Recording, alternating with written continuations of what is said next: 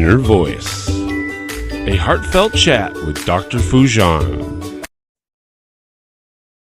Hello, everyone. It is so great to be with you. I'm Foojan Zeine. I'm a psychotherapist and author and the originator of the awareness integration theory. Our conversation in Inner Voice is about what matters most in our life: our mind, our thoughts, our feelings, actions, and relationships, and our fulfillment in this beautiful journey of life. I want to give you a couple of announcements. And first, I am going to be featuring my two books, Life Reset and the Awareness Integration Therapy. And it's going to be at the Los Angeles Times Festival of Books. So I'd love to see you there. It's going to be in USC, University of California Alumni Park. It's going to be this coming weekend, Saturday, April 23rd and Sunday, April 24th. I will be at the booth of the Greater Los Angeles Writers Society Saturday from 4 to 6 p.m. And Sunday from 12 to 2. So join me, come in. I mean, Los Angeles Festival of Books is amazing. They have thousands and thousands of books, and people will come in with, and you can see all of them, but I'd love to see you at booth number 944. Remember, USC Alumni Park, booth number 944. I will be there with two of my books, Saturday, April 23rd from 4 to 6, and Sunday, April 24th from 12 to 4. 12 to 2. I have another announcement for all of you who have really asked about the awareness integration theory. I do have a certification program. I love for you guys to be certified in this, because you're going to be a certified therapist or coaches on the awarenessintegration.com site and on Foojan app, which is going to be launching this summer. So the Essentials of Awareness Integration Theory will be on a 3-day conference in June 24th to 26th. So it's going to be 18 hours online. I do have, you can get CEUs from CAMP, California Association of Marriage and Family Therapists. Just contact me. I'd love to hear from you, and I'd love to have you on our course, and for you to learn the awareness integration theory. Now, I want to share with you that I'm going to chat with two of the most amazing therapists. I have learned so much from them. I have studied imagotherapy. I have worked with imagotherapy with couples for so many years. I love these two people, and I think that they are a jewel and truly an asset to the field of couples therapy and marriage and family therapy. Ready? Yes. Today I'm chatting with Dr. Harville Hendrix and Dr. Helen LaKelly Hunt, that they are the co-creators of Imago Relationship Therapy and a social movement called Safe Conversations. Internationally, they're respected as couples therapists, educators, speakers, activists, and New York Times best-selling authors. Of their 10 books, including timeless classic, Getting the Love You Want, a guide for couples, have sold more than 4 million copies. Harville appeared on the Oprah Winfrey television program 17 times, and Helen was installed in the Women's Hall of Fame and Smithsonian Institute. And today we will be actually talking about their latest book, which is wonderful because they've added so much of the quantum physics to their theory and how it has evolved. So it's a must. It is a must. The book is called Doing Imago Relationship Therapy in the Space Between. So don't go anywhere. We're going to be with them for a short conversation, and I am going to be back on the show again. So everyone, subscribe to this podcast, my YouTube channel, and connect with me through the website, foojanzeine.com, or any of the social media. And I love to hear from you. So don't go anywhere. Here it is, Dr. Harville Hendrix and Helen Hunt.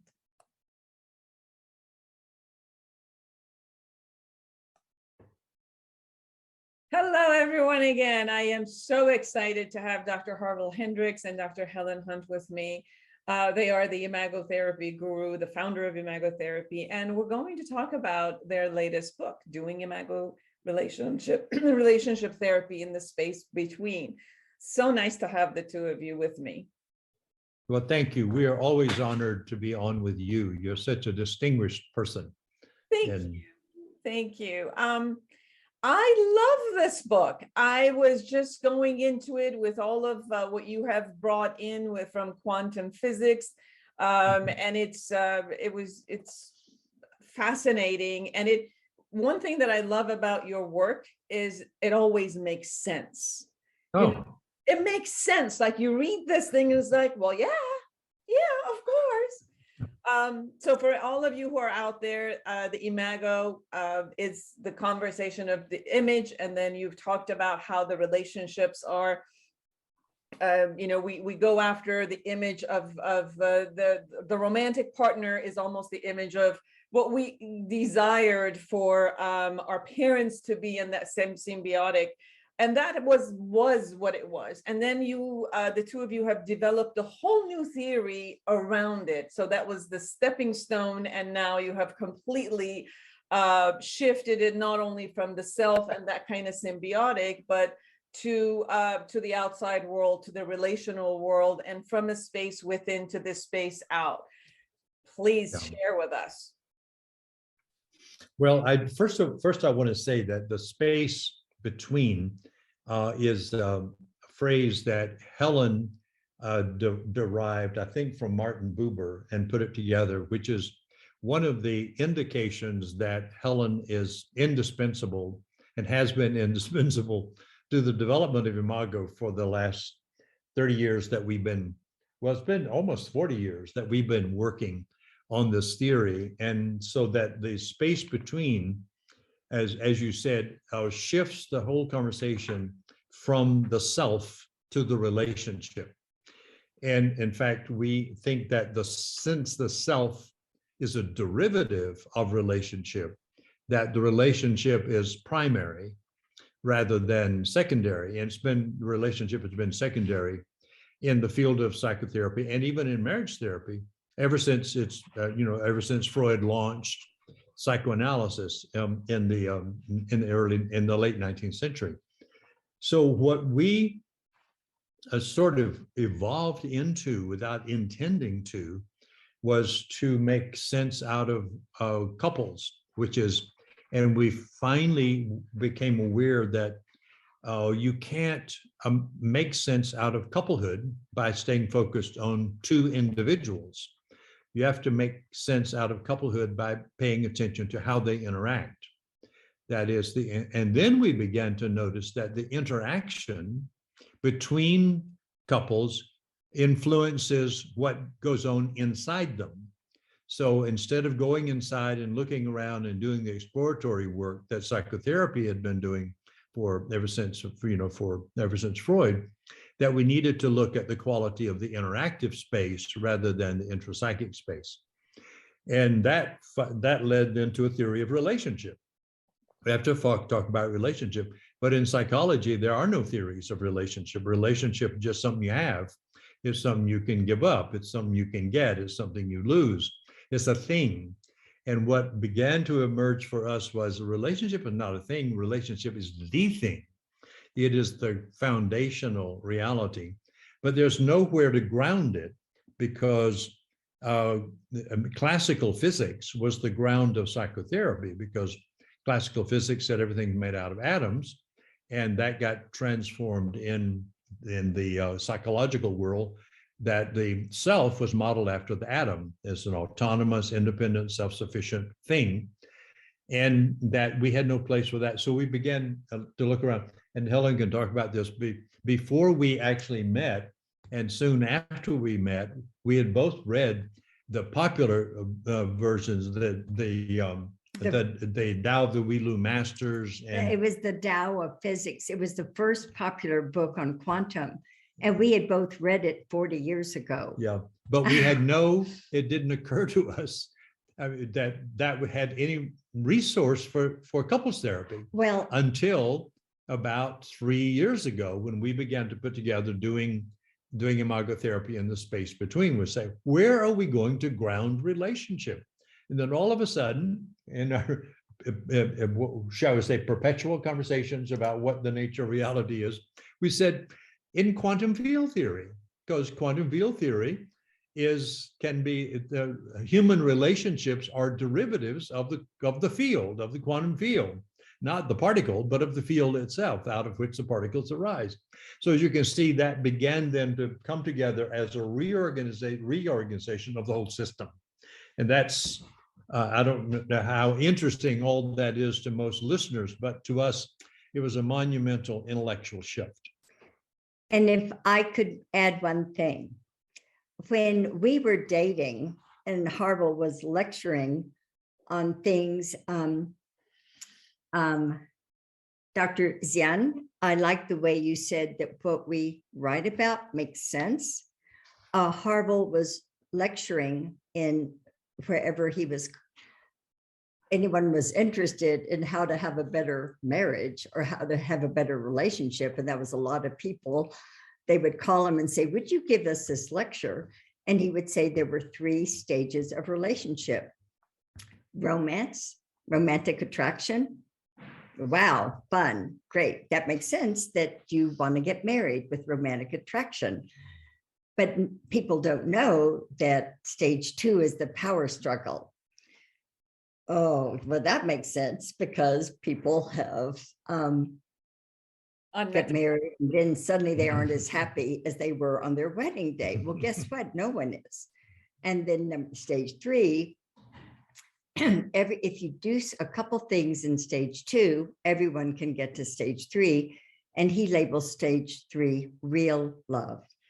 And that is why I wanted to propose to him. But at the time, so this is my additive, I had gotten a master's in counseling psych, and I wanted to be a Jungian analyst. And this is where I will say that even at the very beginning of Dr. Freud, after Dr. Freud, there was Dr. Jung, who Dr. Freud got mad at because Freud says there was the ego, the self, and the unconscious. And Dr. Freud said, and underneath the unconscious is the collective unconscious. No, Dr. Jung said underneath the unconscious. Dr. Jung, Carl Jung said, underneath the unconscious is the collective unconscious. Well, Dr. Freud didn't like that, but I wanted to be a Jungian analyst. And so this is when Harville and I met. I was going to study to be a Jungian analyst. Yeah. So the ingredients of the ultimate relational emphasis was in Helen's interest in Jung, in which Freud could be considered a particle in the wave. And Carl Jung very early on brought in the wave. Yeah, in fact, we're all interconnected through the collective unconscious. Yeah, I've forgotten the name of the physicist, but Jung was the therapist for one of the founding quantum physicists. So he, I'm sure, got some grounding and help in understanding the collective unconscious from the physics student, the client that he did an analysis with. Now, I forgot, I wish I could get his name back. Maybe he'll come back. I keep saying as I get older, my secretary is slower and she has a card file system and doesn't know how to use a computer. So in a while, she'll find the right. And so we would love to be on your, the way you do presentations. Yeah. We hope in a couple of weeks we can come back. I mean, we'll have more today, but next time we come back, we'll have the name of that other person that was Jung's patient. So she's getting ready for a question. As you have brought the quantum physics and combined it with the imagotherapy, one of the things that I saw you had in your book is that the space between the quantum self, and you looked at this quantum self as a wavicle, which you say is essentially energy, specifically each of us is a point or in the limitless web of the universal energy. And therefore, psyche is no more stable or unchangeable than are any of our manifestations of the universal energy. And in that instant quantum consciousness shows up and operates in the same way as the cosmos, everything ranging from the largest objects to the smallest particles, and meaning that the human psyche is neither fixed nor absolute, but rather is in a constant oscillation in the context, in the bigger context of that oscillation. And what Yeah. if bringing that into how you have brought this in, the beauty of you creating a different context in there. And I remember, like with Imago conversation before you brought this and developed the new level of the theory, that as we sat together, there was this conversation of going back, but each one of the conversations were still about one partner trying to understand the other partner and really looking at the other partner and going forward. But as I've watched some of your videos recently, it has really shifted. And one of the things that I saw that it shifted, which you guys have shared it because it was personal to you, is coming to zero negativity and creating this level of zero negativity within the context of in between. Can you share about that, please? Well, yes, it's I think we'd start with the statement about safety, that one of the things that has emerged, and Helen emphasizes this even more than I do whenever we're lecturing. She goes, safety, safety, safety. That what we have safety in the energy field Safety in between energy two field. people connect. When there's anxiety, Yeah. connection is ruptured.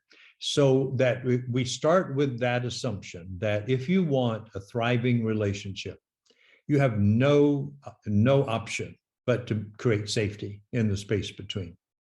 Because if you create danger, and Stephen Porges, who is the author of the vagal theory, which is the sort of newest theory out right now, and everybody's learning about the vagal nerve, has made it really clear in academic books and in popular lectures that safety is essential for thriving. No, I'm sorry, let me say it again. Safety is essential for surviving, and that all mammals have to have safety to thrive, including, he said one time in a speech, all mammals have to be safe to thrive, including humans. And so we had been sensing that, but again, had no solid theory in the field to root it in.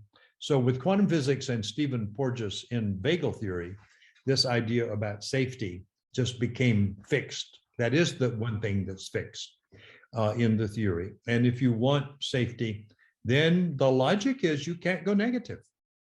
Because if you go negative, you trigger the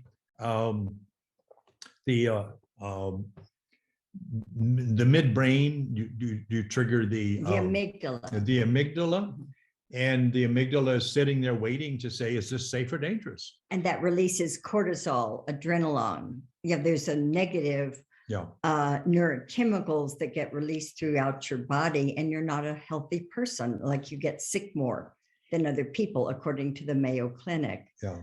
So could I add? Sure. Do you say? So this, you have to then go to the brain where you mirror someone, and the sentence stems takes you to the neocortex.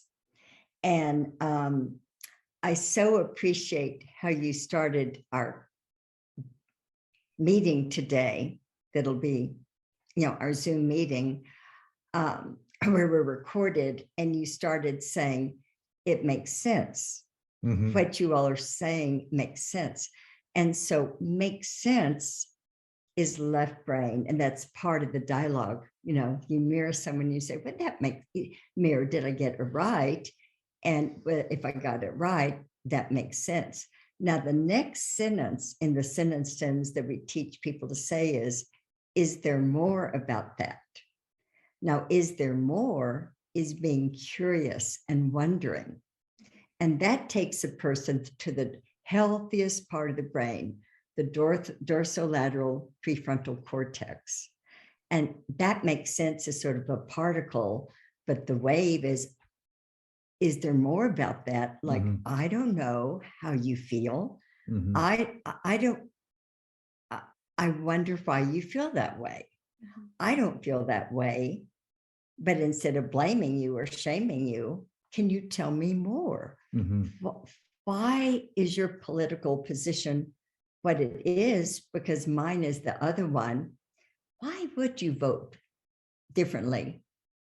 Because I don't understand that political position. Well, instead of judging people and getting conflicted with them, this is going into the wave, when you wonder, and Dan Siegel, my favorite neuroscientist, says the dorsolateral prefrontal cortex is the healthiest part of the brain to live in. And you tolerate ambiguity and you then move beyond predication. So all of us need to learn, and in our relationships, we need to wonder about our partners, not judge them. And this, if you wonder in the dorsolateral prefrontal cortex, you release calm neurochemicals, which I know because I do that with Harville, and he does it with me. We wonder about each other. And it's dopamine, acetylcholine, norepinephrine, and serotonin. And you don't have to be mad at your partner. You can relax. And it's their life, their whatever. Yours is different. And you can still coexist in your marriage relationship in a happy way.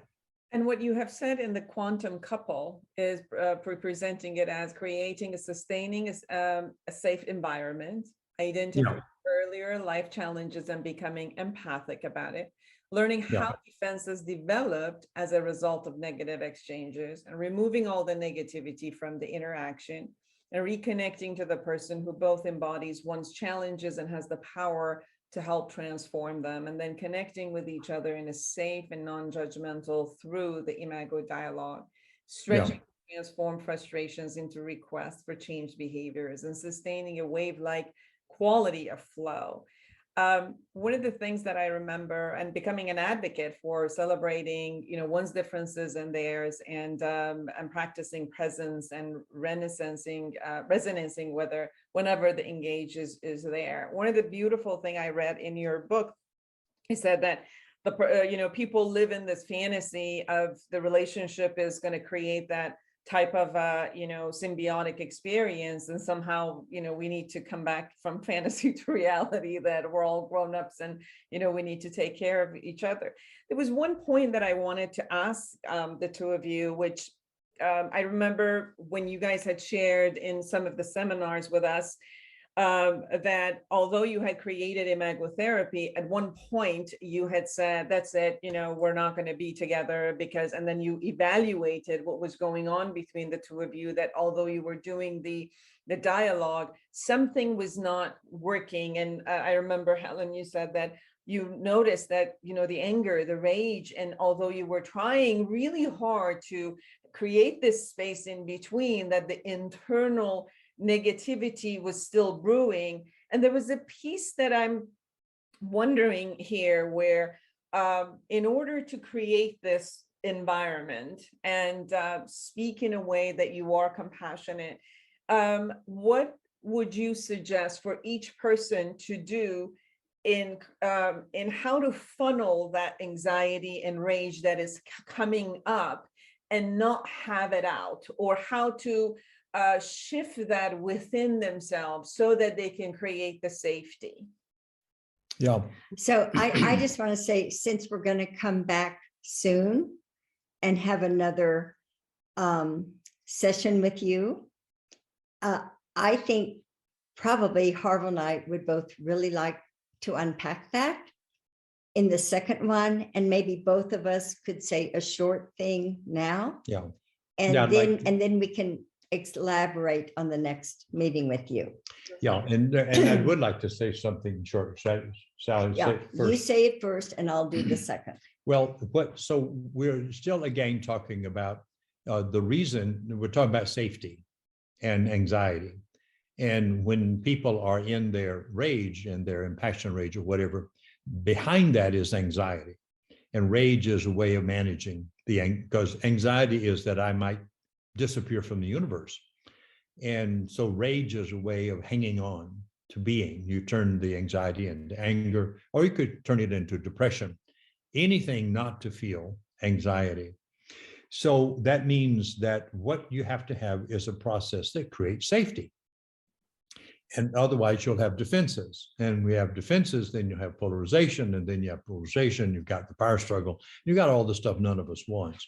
So this is where we discovered, even though we reframe the science from classical physics to quantum physics as the science of the imagotherapy, the dialogue process appeared to have preceded this as a way to create that.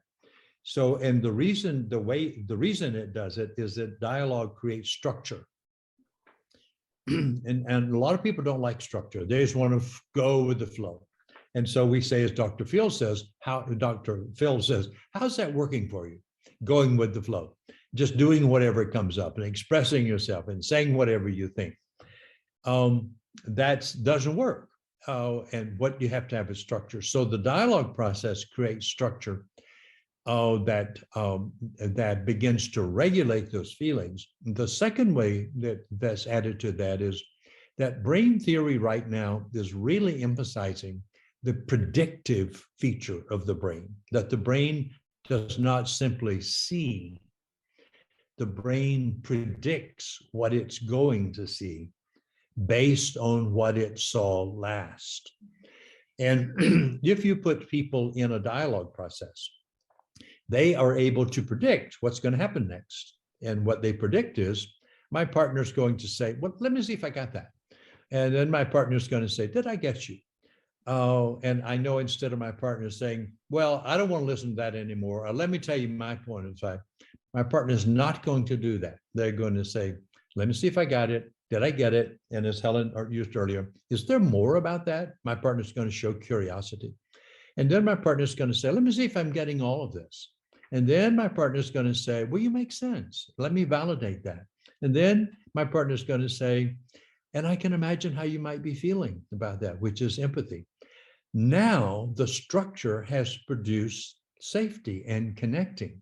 And when you do that reciprocally, now you're moving into that quantum space where the energy field is coherent rather than chaotic. So that would be my first download about that. And then again, we'll come back on, but I will add a sentence or two.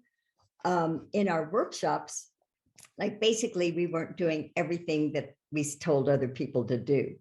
But in our workshops, do you remember that we talk about Cinder Responsibility? There are the sentence stems, but also Cinder Responsibility is the look in your eye when you're talking, and your facial expression. Because you can sometimes say the words of the dialogue, but do them. Harville has a great photo in our workshop PowerPoint, a cat sitting there looking with cat eyes. Yes, staring. And then there's, and he said, shift from the cat to the glare to the gaze. And he has a dog, like a basset hound, looking. and so this was the big thing that changed my relationship with Harville, was how he looked at me when he was talking. And now I just have had tears in my eyes. He looks at me so lovingly and kindly, and I feel it's not just words about dialogue. It's the expression on his face, the look at his eye. So the last thing that then we'll have to go is the look that Helen is talking about also has a quantum ground. In quantum physics, it's how you look at a particle when you are experimenting with it determines how the particle shows up. The particle is not a thing that is independent of the observer. So when we talk about the impact of the look, I constellate in Helen how she responds to me by the way I look at her. And quantum field theory grounds that in a thing called the double slit experiment, in which the way the researcher looks at the particle determines whether the particle is a wave or a particle. So I think we are going to have to go with that but throw it back to you for the final thing. Yes, so what I'm hearing from you is that when the structure of the Imago dialogue, as it's created, it's set up to create the safety. So no matter how much you're activated internally, as you come into the safe structure of the dialogue, that starts dissipating, because the environment that dialogue creates is Exactly. safety. And then, so therefore, within it, even if one person of the two, which has a little bit of a less type of engagement in this, is starting to create that type of love that comes through your eyes, that essence of empathicness that comes. So it's both structure and an energy field. And with that, we really need to go. And we'll say more next time. We'll unpack that. We'll unpack that. But for last wording though, there were a couple of things you wanted to share, which was something you did big in that. No, I'm sorry, we have to go. I'm so sorry. Okay, well. Can we share it again? Yes. Something came up and we have to. All right, well, we will all enjoy our conversation with you next in a couple of weeks again. So thank you so much Great. for coming and being. Thank you for understanding our schedule today. Of course.